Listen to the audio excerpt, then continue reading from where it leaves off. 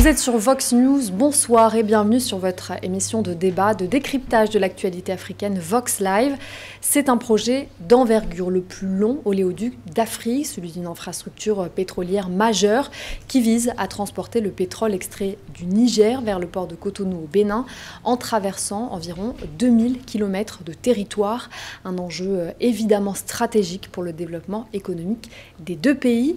Quelles retombées économiques peut-on s'attendre pour le Niger et pour le Bénin? Quelles sont les limites environnementales au projet? Peut-on qualifier de pipeline de l'espoir? Une question à laquelle nous allons tenter de répondre ce soir, et pour en parler, je suis entourée de Alpha Barry. Bonsoir. Bonsoir Soukena. Vous êtes analyste politique, auteur du livre Les racines du mal guinéen. Émeric Torroignan, bonsoir. Bonsoir Soukena Skali. Donc vous êtes journaliste et vous allez nous accompagner ce soir. Et enfin, je suis entourée de Yannick Achilfonnier. Bonsoir. Bonsoir Soukaina. Donc vous êtes ingénieur financier et auteur du fondement du capitalisme africain et réforme monétaire. Avant toute chose, nous allons replacer le contexte géopolitique et économique, évidemment. Émeric, on l'a évoqué très brièvement en introduction. On va revenir sur l'enjeu du projet. Pourquoi est-ce que ce pipeline, il est crucial pour le Niger et pour le Bénin dans le contexte actuel? D'abord, c'est un pipeline qui est premièrement bénéfique pour le Niger, parce que cela permettrait à ce pays qui est l'un des pays les plus pauvres de l'Afrique de prendre un bol d'air économiquement, parce que l'exploitation de ce pipeline, de ce pétrole qui a été découvert au Niger permettra de créer de l'emploi et de faire rentrer une manne financière. Ça fera du Niger un pays, un grand producteur de pétrole.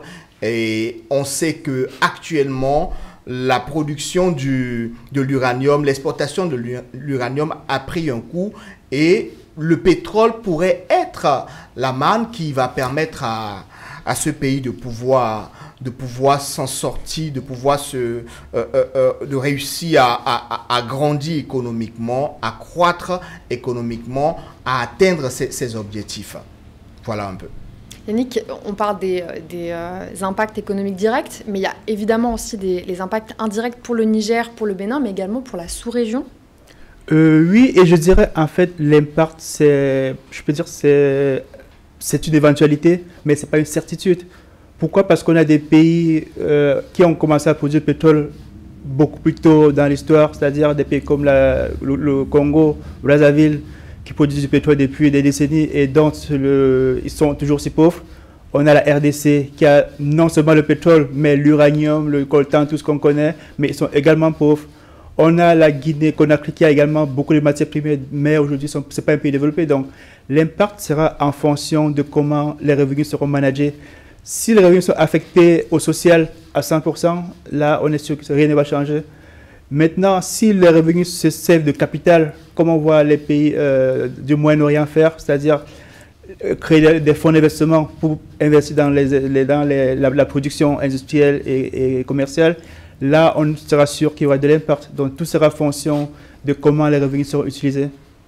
D'accord. Donc, en fonction, Alpha, un mot Oui, moi, je pense que le Niger, déjà, est en train de vivre dans une crise.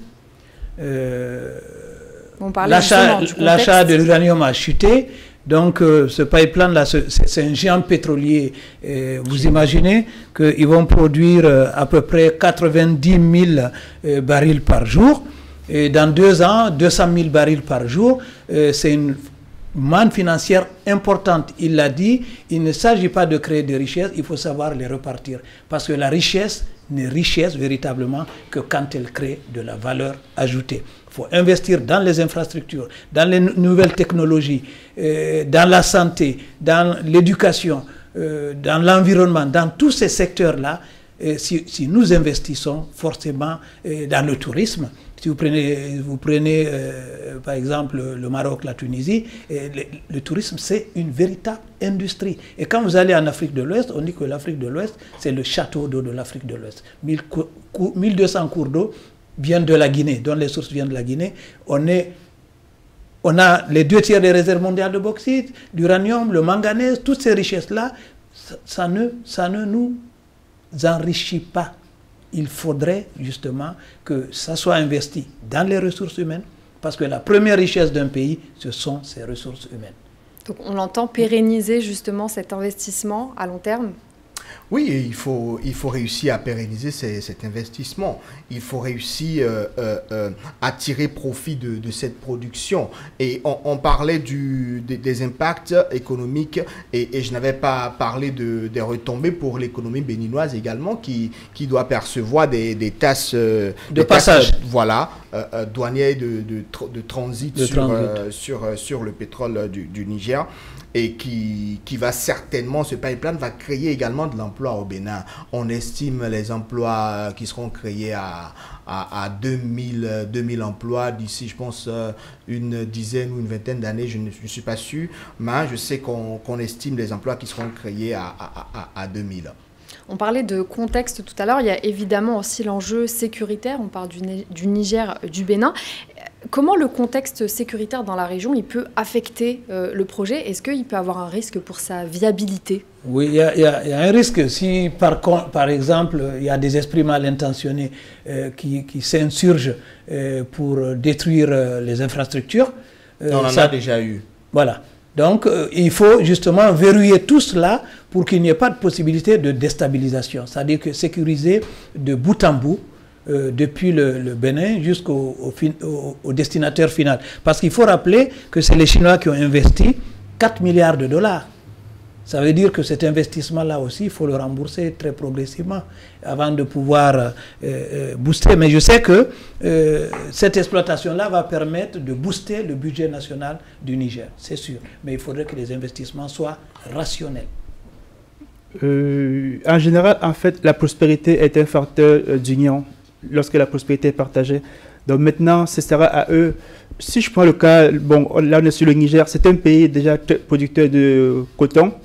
Donc aujourd'hui, la question qui se pose, c'est comment est-ce que le Niger peut devenir producteur d'huile à base de graines de coton, transformateur du coton, investir dans le textile. Et il y a aussi des projets infrastructurels qui passent autour. On a la Libye qui veut initier un projet de chemin de fer qui soit passé de la Libye, Niger-Tchad.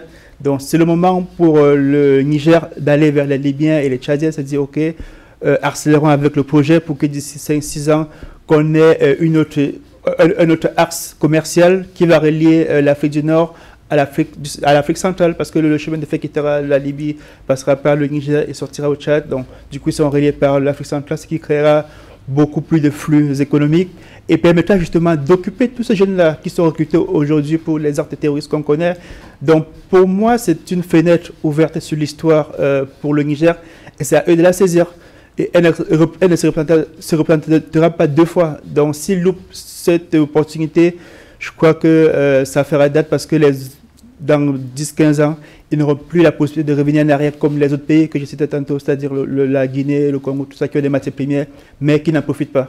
Mais est-ce qu'il y a un risque justement d'interférer quand on voit les défis sécuritaires Oui, déjà il y a eu des groupes rebelles qui ont fomenté, qui ont fait des attaques, qui ont attaqué ces pipelines, qui ont mis la production à l'arrêt pendant plusieurs jours. Et cela a amené les autorités du Niger à prendre langue avec ces groupes rebelles pour discuter, pour que la production puisse continuer. Et vous savez, en l'état actuel des choses et avec la crise dans laquelle le Niger s'est enfermé avec son voisin du Bénin, crise qui est en train d'être réglée petit à petit, on a vu que ces groupes rebelles qui ont attaqué ces pipelines, on a commencé par discuter avec eux pour pouvoir continuer à exploiter le pétrole. Mais le problème, c'est que le pétrole, aujourd'hui, est devenu également source de discorde diplomatique. Oui. C'est devenu source de discorde diplomatique. Et le Niger, les autorités actuelles comptent là-dessus fortement pour pouvoir redorer le blason, pour pouvoir faire démentir les pronostics sur leur politique de développement, parce que beaucoup les voient comme des gens qui n'ont pas véritablement un projet de société, un projet économique pour le pays, des gens qui surfent sur un discours actuellement qui plaît à beaucoup de jeunes Africains et qui leur permet d'avoir une certaine notoriété. Mais s'ils n'ont pas de l'argent, ils seront très vite confrontés à la dure réalité des choses. Et déjà, ils sont confrontés à la dure réalité du pouvoir. Ils ont dû commencer à adopter même des méthodes qu'ils ont réprouvées au départ. Ils se sont vus en train de réadopter ces méthodes-là. Le pipeline va profiter véritablement au Niger et bien sûr au Bénin si on sait bien gérer la situation, si on sait bien gérer la diplomatie. Et là, sur le coup, on voit qu'il y a quelques couacs qu'il faut régler. Voilà. Non, moi, je voulais juste dire, bon, il est financier économiste, c'est que toute politique économique, toute réussite d'une politique économique est basée sur la confiance. Si les acteurs n'ont pas confiance, vous avez beau mettre une politique économique en place, c'est l'échec au bout. Donc, il faut créer la confiance, et pour que la confiance vienne entre les gouvernés et les gouvernants, il faudrait un véritable dialogue. Arrêter de faire... on n'est plus au moment des révolutions, les révolutionnaires. C'est-à-dire on peut changer les mentalités, on peut donner de la civilité aux gens pour que les gens sachent que chacun doit mettre... Vous prenez le Niger, c'est comme un vase avec plusieurs trous. Si chaque Nigérien met un doigt sur un trou, on peut mettre de l'eau et s'abreuver tous. Donc la base aussi, c'est la confiance. Pour emprunter le proverbe d'un roi du royaume d'Dahomey. Mao. Vous savez, ce pipeline a eu quelques problèmes au début. C'est vrai que on a repris l'exportation. Le Bénin a embarqué récemment en août dernier 1 million de barils vers la Chine. Mais le retard qui a été occasionné par la fermeture des frontières a coûté très cher au Niger. A coûté vraiment cher au Niger. On ne communique pas là-dessus, on n'en parle pas, on fait la fine bouche, mais en réalité, vous savez, ils ont, avec l'emprunt qu'ils ont fait auprès de la Chine, 7% de taux d'intérêt. Et plus il y a du retard, plus les intérêts augmentent. Oui, tout à fait. Et là, ça s'accumule pour le Niger. Ça s'accumule pour le Niger. En réalité, le Niger n'a pas intérêt à durcir le ton avec ses partenaires, avec ses voisins comme le Bénin, par où le pipeline passe. Et comment est-ce que ce projet il influence les relations diplomatiques entre le Niger et ses voisins, en l'occurrence le Bénin? Ouais. En fait, aujourd'hui, le pipeline est comme une monnaie de négociation en relations internationales où le Bénin entend tirer parti de cet intérêt que le Niger a à faire passer son pétrole par son pays. Mais je pense qu'il faut aussi voir les choses sur le long terme. Donc, il ne faut pas céder au chantage parce qu'on a des besoins pressants à court terme. Il faut penser à long terme. Tout à l'heure, je disais, on peut avoir du pétrole et rester pauvre. Tout dépend de comment est-ce qu'on gère. Donc, ce n'est pas parce qu'on a un besoin urgent qu'on va accepter tout et n'importe quoi au prétexte qu'on a un besoin urgent. Non, il faut réfléchir sur le long terme. Et pareil pour le Bénin. Aujourd'hui, le Bénin a la possibilité de créer la jonction avec un pays qui a de tout pour être émergent, parce qu'une fois qu'on a le train Libye, Niger, Tchad, je pense que les choses changeront drastiquement. Donc aujourd'hui, tous ces pays dans la zone, ils ont intérêt à créer de bonnes relations. Et parlant justement des attentats, comme il a dit, c'est monnaie courante, c'est-à-dire au Nigeria, à côté, on a dans le delta du Niger, où les gazoducs de l'état du Nigeria passent, on a tout le temps des attentats. Pourquoi? Parce qu'il y a des populations qui se font traverser par ces pipelines, qui demandent un droit, ce qu'on appelle souvent un droit de l'œil. C'est-à-dire on ne peut pas voir la richesse passer tous les jours et ne pas en bénéficier.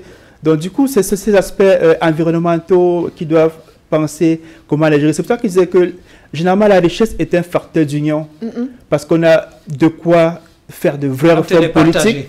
Oui, quand elle est partagée. Et vous êtes d'accord avec cette notion de monnaie d'échange, justement? Oui, Patrice Talon en a profité pour amener ou pour tenter d'amener les autorités nigériennes à ouvrir les frontières après la crise, après le coup d'État d'il y a 1 an.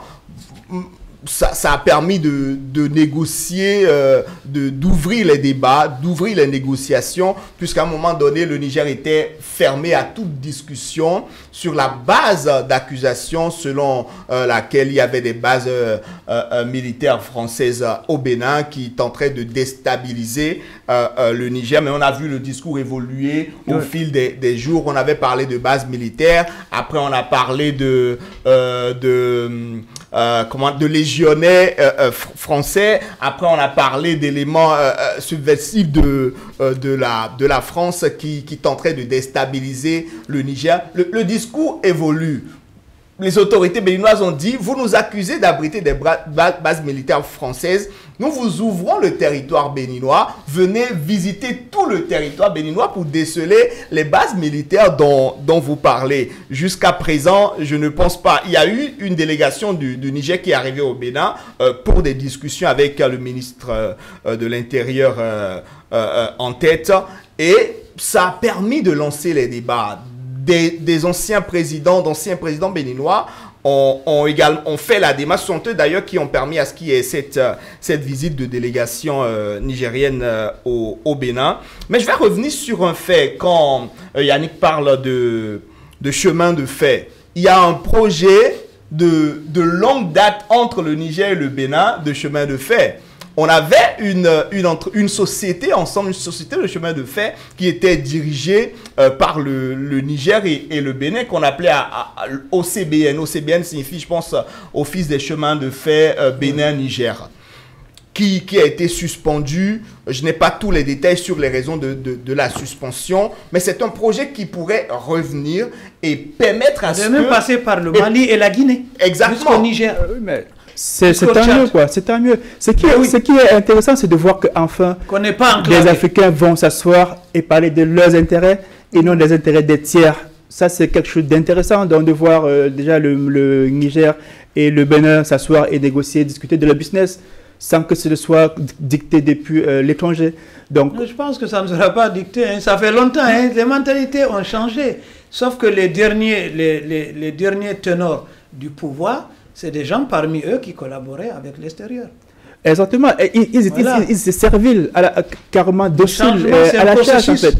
Donc, ceux qui venaient pleurer à Paris, pleurer chez Ali, tout ça, je crois que c'est une époque qu'il faut dépasser. Okay. Non, c'est révolu. Donc, exactement. Vous parlez de cohésion, justement, des États africains. Est-ce que dans ce type de projet-là, la CEDEAO, par exemple, l'Union africaine, elle joue un rôle d'accompagnement dans la sécurisation, dans la gestion de ce type de projet, quand on parle de projets transnationaux? Oui, en fait, déjà, l'Union africaine fait des projets assez intéressants, comme la zone de libre-échange africaine, justement, qui permet justement aux pays... Ce genre de partenariat, d'ailleurs. Ça facilite justement les transits au niveau international. Ça facilite également la circulation des personnes et des biens. Donc, l'Union africaine a déjà quelques projets qui sont assez intéressants et je pense qu'ils contribuent à ce que tout se passe plutôt pour le mieux. Maintenant, l'Union africaine doit en faire plus. Parce qu'elle vient de loin. On sait l'Union africaine vient elle était un peu comme la CEDEAO il y a quelques années, avant que le président Kagame ne pousse le coup de gueule pour dire qu'on ne peut pas être dans une organisation où on prend les ordres de l'extérieur. Donc l'Union africaine est en train de se refaire une santé sur le plan politique et international. Et je pense qu'il faut qu'elle continue dans ce chemin-là. Voilà, donc c'est la conclusion, en fait, je ne veux pas conclure le truc, mais le plus important, c'est l'union. L'entente entre les pays. Aucun pays ne peut s'enfermer tout seul et se développer. C'est impossible. Nous sommes dans un village planétaire. Les Africains doivent apprendre à défendre leurs intérêts. Qu'est-ce qui lie les peuples? Ce sont des intérêts. Si les autres savent négocier leurs intérêts beaucoup plus que nous, après les conséquences sont là. On est riche potentiellement, mais on reste pauvre. Alors que ces richesses-là, on peut les mettre en valeur de façon commune. Le Sénégal exploite le pétrole aujourd'hui aussi. Et moi, je pense que normalement, les négociations entre le Niger... C'est un bon concurrent sur le marché, je veux dire. Aujourd'hui, le Niger a de quoi repartir sur la table des négociations avec, par exemple, l'UE. Ils ont le coton, ils peuvent faire une industrie textile et l'Union européenne peut être un client. Donc aujourd'hui, il faut aller vers d'autres perspectives bénéficiaires. Oui, le Bénin, justement, ils ont des trucs qui commencent à se faire, à sortir du sol. Le Niger peut faire pareil parce que cette zone Niger, Burkina, Tchad, c'est la zone qui produit presque plus de 70% du coton mondial. Donc, ils ont du potentiel pour le textile, ils ont du potentiel pour tout ce qui est produit dérivé du pétrole, parce que tous ces produits sont pétroliers, que ce soit le Nigeria, que ce soit le Niger, tous sont des pays pétroliers. Donc, c'est à eux de profiter de ce capital initial. Parce que généralement, ce qui est dur avec les projets qui apportent du cash, c'est que lorsque le premier cash est mal utilisé, ça installe une habitude qui est bien compliquée à enlever. Donc, c'est dès les premiers dollars qu'ils vont encaisser, qu'ils vont mettre les bases de bonne gouvernance. Oui, c'est dès les premiers dollars, parce qu'une fois que les mentalités sont établies, c'est mort. Là, il faut que les autorités du Niger puissent changer de fusil d'épaule et soient plus économique, agent économique qu'agent militaire. Aujourd'hui, c'est la diplomatie économique aujourd'hui. C'est pour ça que je parlais tout à l'heure de coopération. Oui. Est-ce qu'il y a, entre les pays transfrontaliers, est-ce qu'il n'y a pas un risque d'altération justement de cette coopération? Il y a déjà de l'altération. On voit par l'œil militaire et non économique, comme vous l'évoquiez. Pas directement du fait du pétrole, mais du fait du coup d'État qui s'est tenu. Du fait politique, quoi. Qui a eu lieu. Vous savez, la fermeture de la frontière entre le Bénin et le Niger crée tellement de dommages à la population nigérienne que quasiment tout le monde ferme les yeux là-dessus. On a muselé une bonne partie de la population qui a du mal à extérioriser ce qu'elle endure. Sur la base d'accusations sans fondement, on maintient une frontière fermée en oubliant qu'il y a une population des populations qui interagissent, des populations qui circulent, des populations qui échangent des biens et on paupérise une population sur la base d'accusations bizarres. Et on oblige les transporteurs à aller prendre un détour périlleux, un détour qui flambe le coût de la vie au niveau du Niger. Alors que on parle d'intégration. Quand on parle d'intégration, quand on parle de souveraineté, on collabore avec ses voisins pour qu'ensemble nous puissions affirmer notre souveraineté. Cette histoire de fermeture de frontières fait tellement de mal à l'économie nigérienne. On dit également, oui, que ça fait du mal à l'économie béninoise, mais beaucoup plus à l'économie nigérienne. Non, mais vous avez une rhétorique, c'est-à-dire la peur de se faire violence. Et c'est ça, en fait, qui maintient quelque part l'Afrique captive. Tout le monde se dit, bon, je suis chez nous, je suis bien au chaud. Si je sors de la maison, je vais aller louer, ça sera compliqué de payer mon loyer. Or, c'est le chemin. Vous ne pouvez pas avoir la prospérité pérenne sans vous faire violence un seul instant. Donc, ce n'est pas parce que les gens sont dans une étape transitoire où il y a un peu de difficulté qu'on va dire non, abandonnons tout, rentrons dans la pauvreté pérenne. Parce que ce qui est sûr, c'est que où le Niger était il y a quelques années, et il paraît que le Mali, cette situation était intenable et c'était la pauvreté assurée. Donc aujourd'hui, qu'ils ont d'autres perspectives, tournons-nous plutôt vers là pour se dire non, vous ne pouvez pas nier qu'aujourd'hui l'État du Mali contrôle plus de 100 comme ça de son territoire. Je ne parle pas du... Économiquement, même le Mali économiquement, le Niger, comme je l'ai dit tantôt, le Niger était carrément sur la voie du Congo en termes de matières premières, c'est-à-dire qu'il y a bien du pétrole, mais les recettes sont capturées par des forces externes. Et le Sénégal, sous Bazoum était en très bonne voie. Qu'est-ce qui amène le président Sonko au pouvoir? Qu'est-ce qui amène le président Sonko au pouvoir? C'est la gestion du pétrole sénégalais, et le Niger était dans le même modèle. Non, c'est pas ça. Alpha? Son livre était basé dessus. Non, c'est pas le pétrole. Le Sénégal vient de commencer d'exploiter le pétrole. Non. C'est Macky Sall. Quel livre? C'est Macky Sall qui a donné le pouvoir à Diomaye. Parce qu'il avait un candidat, Amadouba, qu'il n'a pas soutenu. Non, je dis, ce qui a rendu Ousmane Sonko célèbre au Sénégal, c'est les révoltes. C'est la dénonciation de la gestion du pétrole. Il a écrit un livre dessus. Non, pas seulement ça. Sur le plan politique, il n'y avait aucune entente. C'est-à-dire qu'il faisait des manifestations tout le temps, 2 fois dans la semaine, etc. Ça déstabilise déjà un pays. Mais le Sénégal, malgré tout, moi je ne suis pas pro-Macky. mais il a travaillé. Non, en fait, du coup, si je peux chuter, c'était pour dire en fait que on va pas trop le fait d'avoir le pétrole, c'est pas tout, c'est comment est-ce qu'on gère les revenus. Et aujourd'hui, le gouvernement nigérien travaille sur cette question. Donc, on espère que d'ici quelques mois, on verra qu'ils en font bon usage et on pourra en tirer des conclusions. Voilà, juste un mot. Quelle que soit la richesse qu'on a, il faut la bonne gouvernance. On vend un produit, on pense aux populations à tous les niveaux, aux infrastructures, à tout ce qui permet à un pays vraiment de se développer. La formation, l'éducation, les infrastructures. Aujourd'hui, vous allez au Sénégal, vous avez des autoroutes partout. Comment voulez-vous que ce pays-là n'avance pas? En Guinée, ils sont en train aujourd'hui de travailler vraiment les routes aussi. Et je pense que c'est fondamental. C'est-à-dire que quand il y a des routes partout, ça crée, vous savez, les effets mécaniques, quoi. C'est-à-dire que dès qu'un chemin est machin, vous imaginez, la Guinée produit, c'est un grand producteur de légumes, de riz, de machin, tout ça là. Mais si vous transportez des légumes de Zérékoré à 1000 km de Conakry et que les routes sont mauvaises, ça pourrit. Et quand ça pourrit, les conséquences, c'est quoi? Quand le peu qu'ils en ont, ils le vendent à des prix très chers. Émeric, je vous laisse réagir avant de clôturer cette première partie de l'émission. Il ne faut pas laisser seulement les Chinois exploiter le pétrole et faire tout. Il faut trouver le moyen d'intégrer les nationaux dans ce système-là. Que les sociétés qui sont installées, que les hommes d'affaires nigériens puissent également avoir une part du marché. Je ne sais pas comment les contrats ont été négociés. C'est vrai que le pétrole brut quitte le Niger, passe par les pipelines, arrive au Bénin, au port de Semenpodji et est convoyé vers la Chine. Mais est-ce que ce système à long terme va profiter à nos pays? C'est vrai que le Niger en tire 25% d'après mes informations de l'exploitation. Mais 25% pour un pays qui a le pétrole sous son sol, c'est quand même, il faut se poser des questions là-dessus.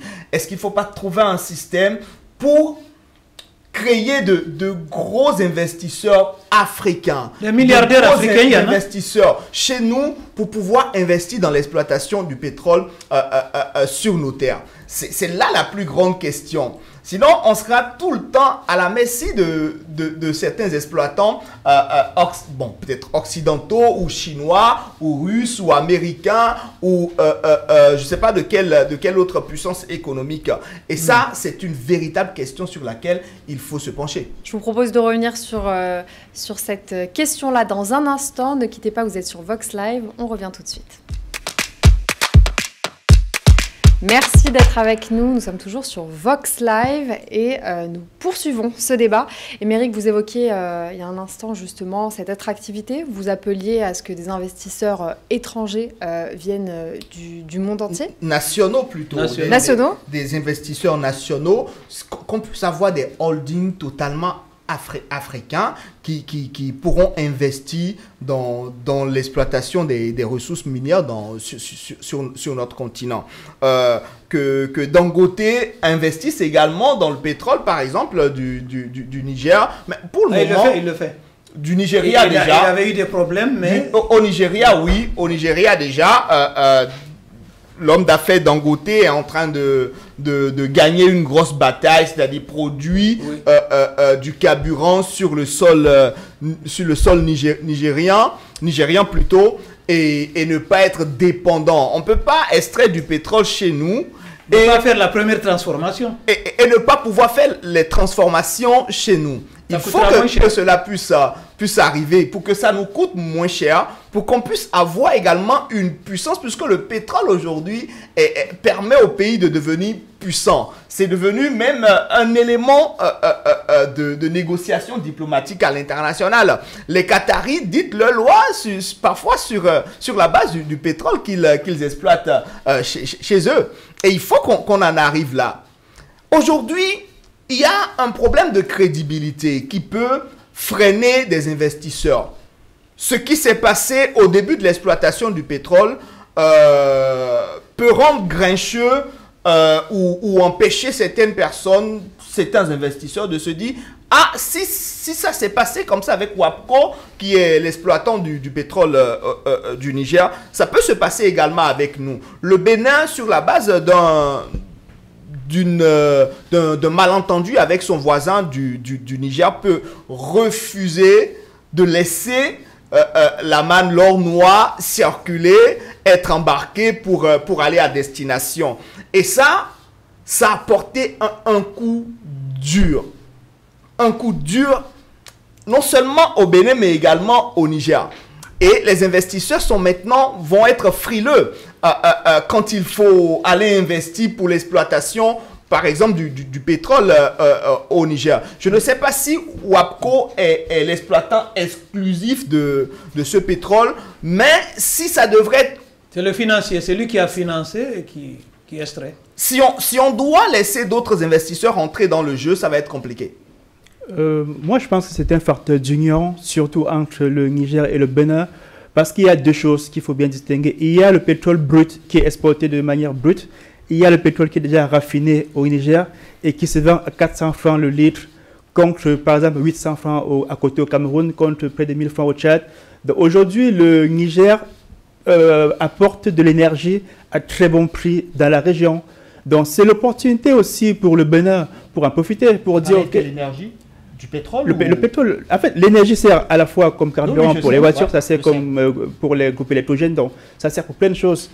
Et encore les dérivés, on a des dérivés du pétrole qui sont faits du plastique, on a du textile, donc on a tellement de dérivés du pétrole qu'il est important et intéressant aujourd'hui, même pour le Bénin, de créer du business avec le Niger. Parce qu'aujourd'hui, je crois que 90% sont exportés bruts. Donc il faudrait que cette proportion change, que dans les 200 000 barils projetés en 2026, que le Niger dise au Bénin, mais comment est-ce que nous on va peut-être s'approprier peut-être 30% de ce flux pour les transformer, pour en faire du goudron pour les routes, parce que pour bitumer les routes, il faut du goudron. Donc, or, aujourd'hui, ce sont des industries à forte intensité capitalistique, c'est-à-dire qui nécessitent beaucoup d'investissements, et un pays n'a pas intérêt à le faire seul. Donc, si aujourd'hui, le Niger, le Bénin et tout ce qui veut autour veulent créer des industries, des dérivés du pétrole, c'est l'opportunité. C'est pour ça qu'en fait, ils doivent se détourner de cette histoire de France-Afrique, penser à eux, penser aux intérêts locaux, oublier le passé proche qui était très tumultueux. Même cette question prégnante sur le retour à la CEDEAO, aujourd'hui, vraiment, ce n'est pas l'urgence. L'urgence, selon moi, c'est le dialogue national dans tous ces pays pour trouver un modus operandi. Donc, comment fonctionner tous ces gens qui sont en conflit de façon consensuelle. Ça, c'est le premier chantier. Le second, il est économique. Donc, une fois qu'ils sont entendus, c'est comment est-ce qu'on crée de l'industrie. On a du coton pour faire du textile, on a des noix de coton pour faire de l'huile, on a du pétrole pour faire du gasoil, pour faire du goudron, pour bitumer la route. Donc, ils ont des opportunités qu'ils n'ont jamais eues, ces pays-là. Vous parlez de dialogue national, Alpha. Quels autres leviers vous... Non, moi, je pense que vous avez beau produire beaucoup de matériaux, beaucoup de matières premières, si vous n'avez pas les clients qu'il faut pour acheter, les richesses ne vous serviront à rien. Vous savez, vous êtes économiste, l'argent a horreur du bruit. Dès qu'il y a du bruit, les gens ne mettent plus leurs sous. Ça le fait peur. Ça fait peur parce que les gens l'argent a horreur du bruit. Ils n'investissent pas parce qu'ils vont attendre. Maintenant, il a dit quelque chose d'important. Il faudrait que...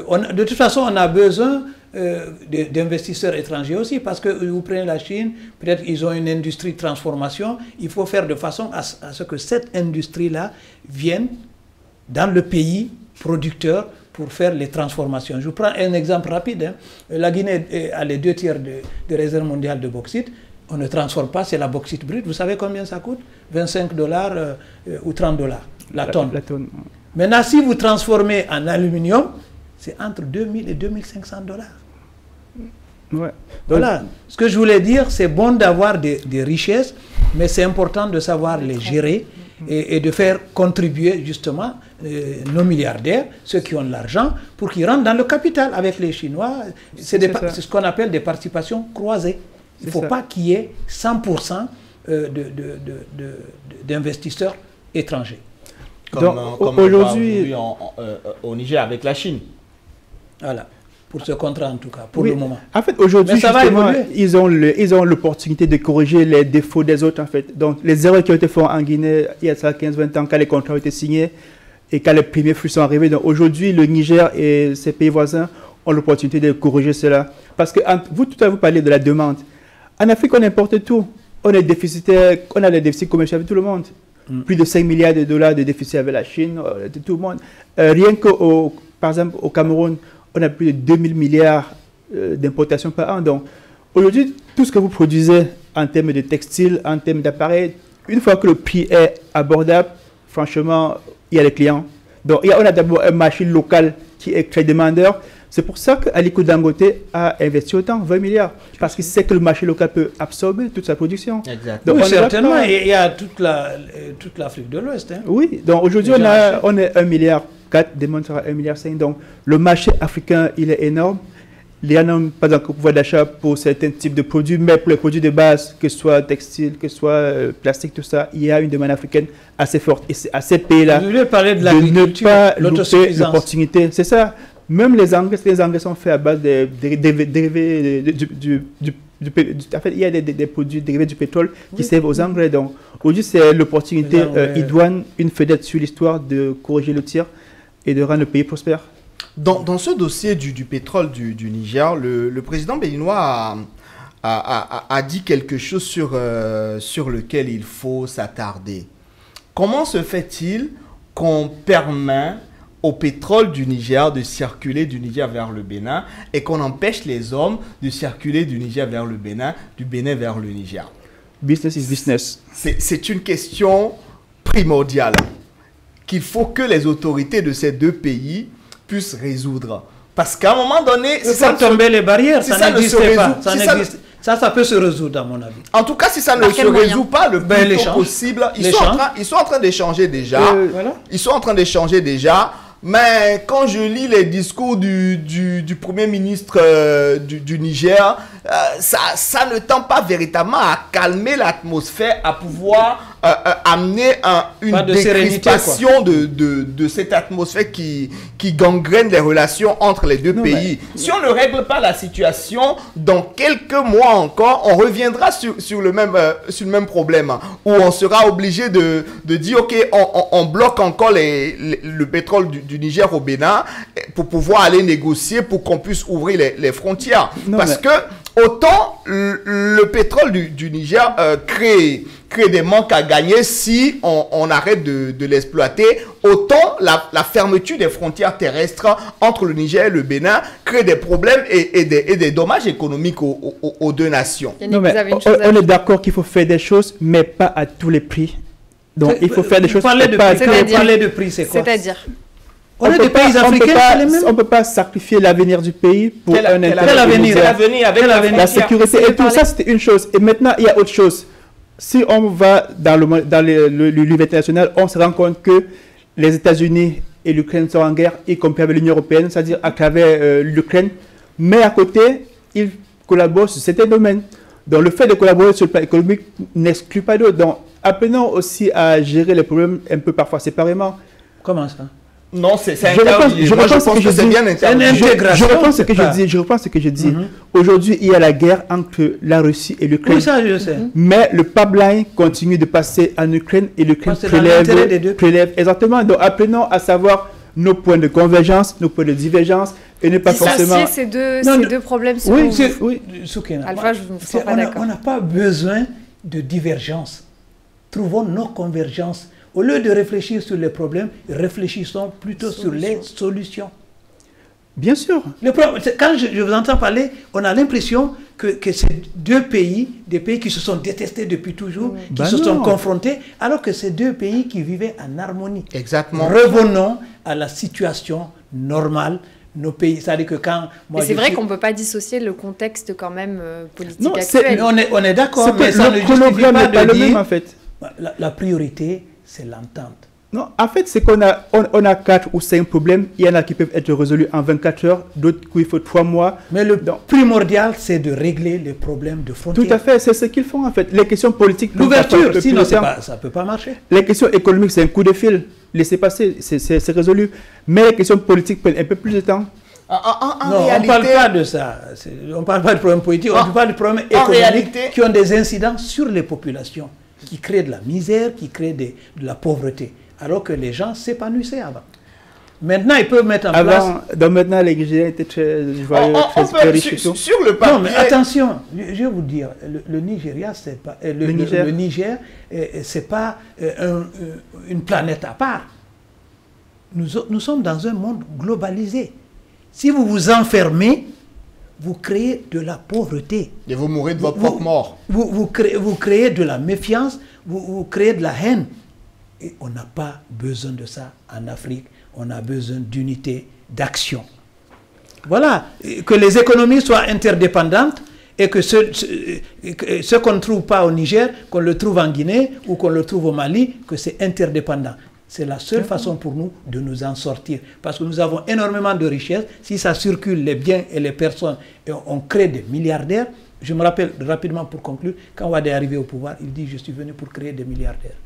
Un pays où il n'y a pas de milliardaires, il n'y a pas de classe moyenne, c'est un pays qui ne peut pas s'enrichir. Et il a créé des milliardaires. Et aujourd'hui, vous voyez comment le Sénégal évolue. Le Niger, le Nigeria et tous les autres pays, y compris la Guinée, doivent faire la même chose. Ouais.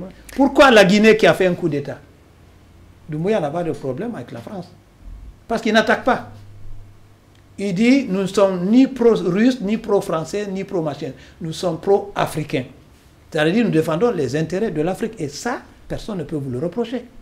Mais si vous dites à un pays, non, je ne veux pas ce pays-là, le pays-là va trouver tous les moyens aussi pour vous déstabiliser. Non, mais il y a aucun intérêt. Est-ce qu'on peut confondre les problèmes politiques au Mali, au Niger et en Guinée? Parce que je pense pas que c'est le même problème. Tout est lié. Non. Je suis désolé, en fait, si la Guinée avait fermé sa frontière. Non, la question n'est pas là en fait. Le port, le Mali n'a pas de port, c'est le port de la Guinée qu'ils utilisent. Le problème qu'il y a aujourd'hui au Mali et au Niger est un problème existentiel qui date des siècles. Des siècles, comment ça? Un autre enjeu à aborder et qui reste important aussi dans ce débat-là. La colonisation en Guinée a duré 60 ans, ça n'a pas des siècles. Ça fera peut-être l'objet d'une autre émission. Oui, tout à fait. Tout à fait. Non, je voulais juste dire...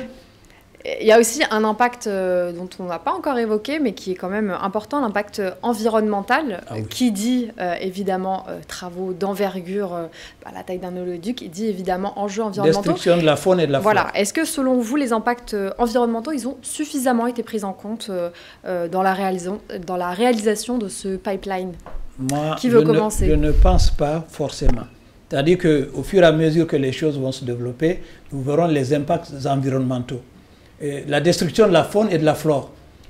À ce niveau-là, c'est pourquoi quand les gens réclament, les communautés traversées réclament des royalties, ils ont le droit.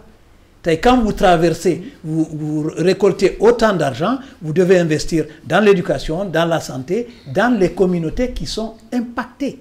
Ça, c'est une obligation. Moi, j'ai encadré des étudiants qui travaillaient justement sur la communication entre les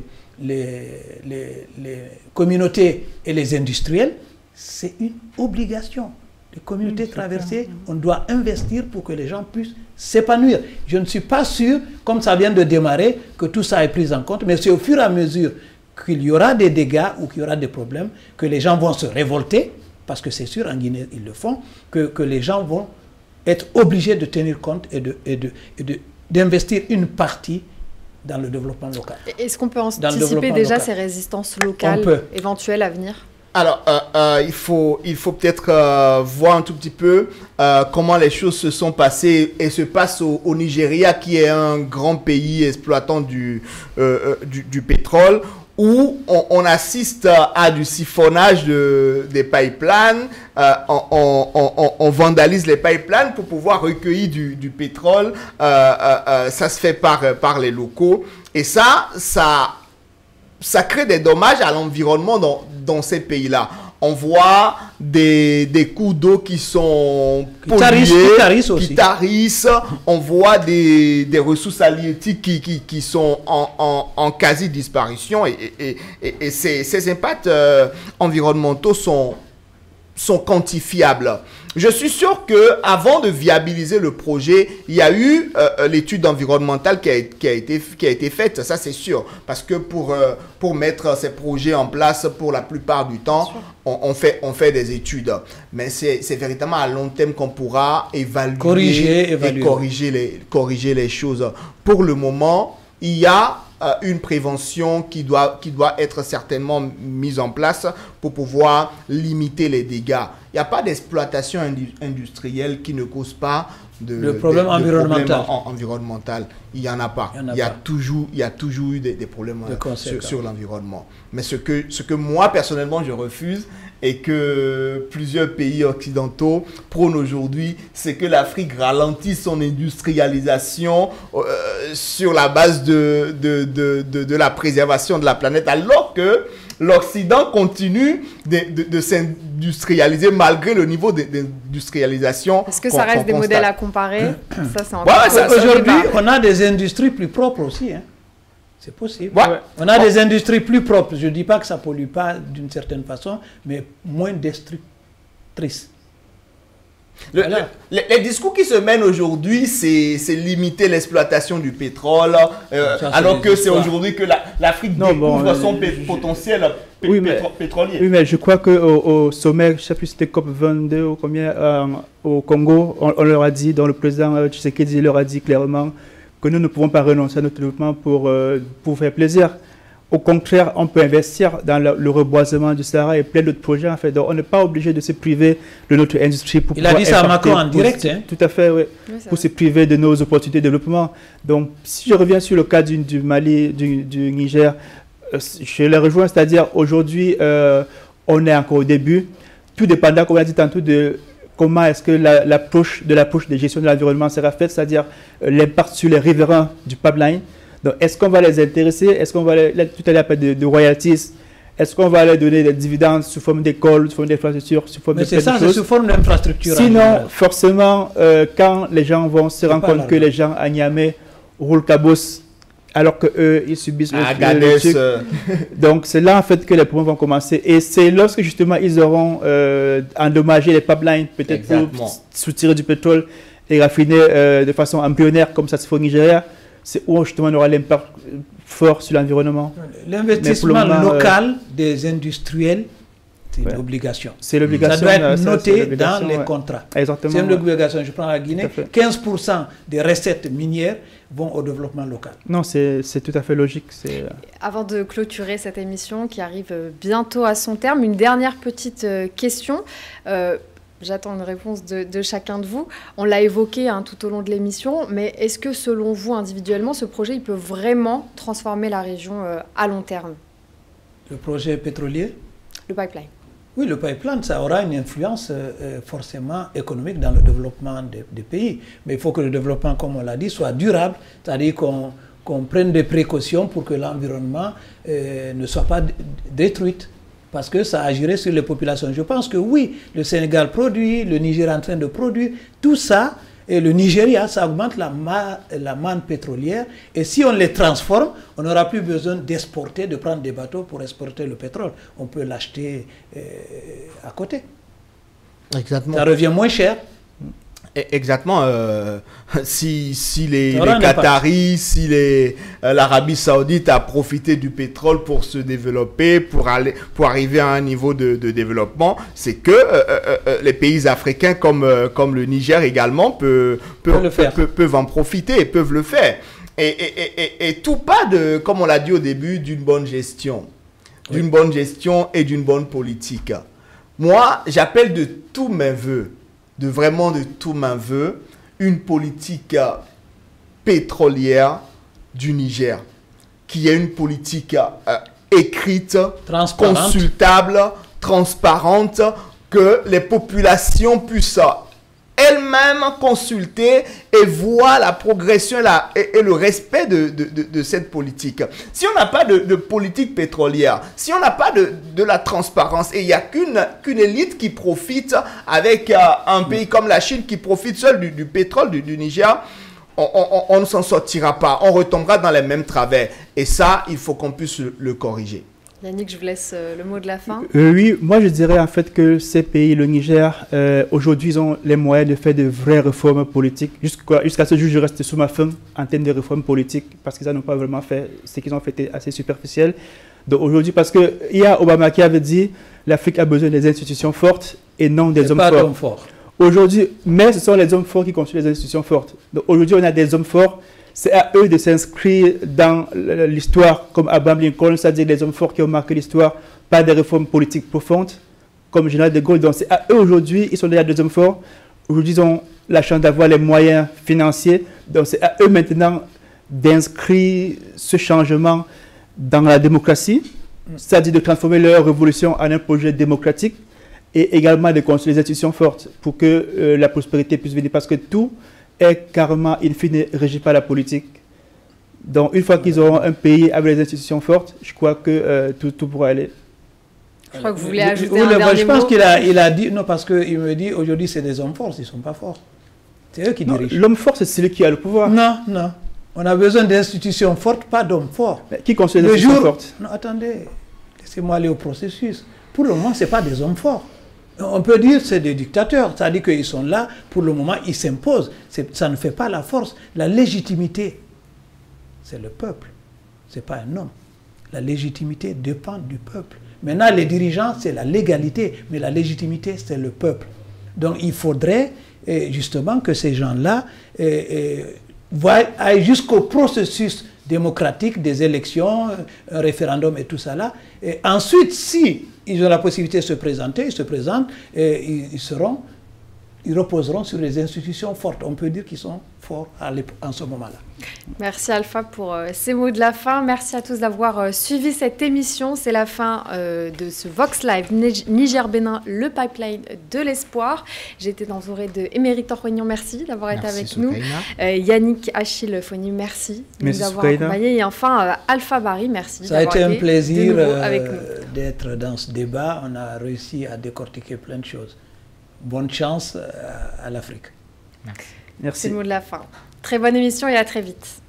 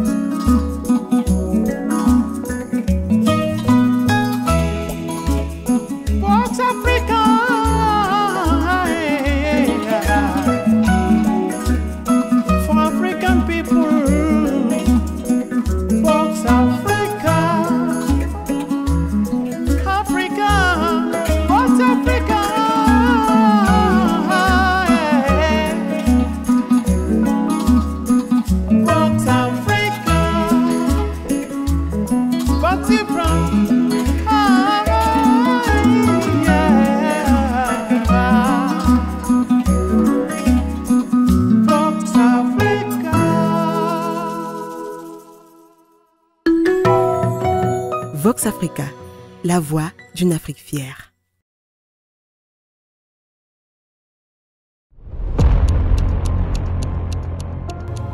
Après 2 saisons réalisées et produites en Côte d'Ivoire, la production Chacha Talks pose ses valises au Cameroun pour la toute première fois. Ça fait 39 ans que les femmes ont une journée internationale. Qu'est-ce que ça a changé? Nous sommes complémentaires dans la société, l'homme et la femme. Mais je rêve d'une société où la jeune fille peut se lever et dire qu'elle veut devenir pilote de ligne, elle veut devenir journaliste. Quel est votre vœu pour la jeune fille entrepreneur camerounaise et africaine? Mon vœu, ce serait vraiment qu'elle puisse s'exprimer sans contrainte aucune, que ce soit professionnelle, familiale. C'est une saison inédite, consacrée aux femmes qui font bouger les lignes de l'entrepreneuriat au Cameroun. On privilégie surtout les matières qui sont adéquates avec le climat. C'est très très chaud à Douala. Parce que l'art, c'est vraiment quelque chose qui nous inspire, c'est quelque chose qui a de l'impact et de l'attrait dans notre manière de voir les choses. Et ici, c'est là où la stratégie et le commercial se mixent. La diversité des secteurs d'activité et le dynamisme de ces femmes sont une des valeurs sûres sur lesquelles est axée cette saison. Retrouvez très bientôt la spéciale saison Chacha Talks Cameroun sur Vox Africa.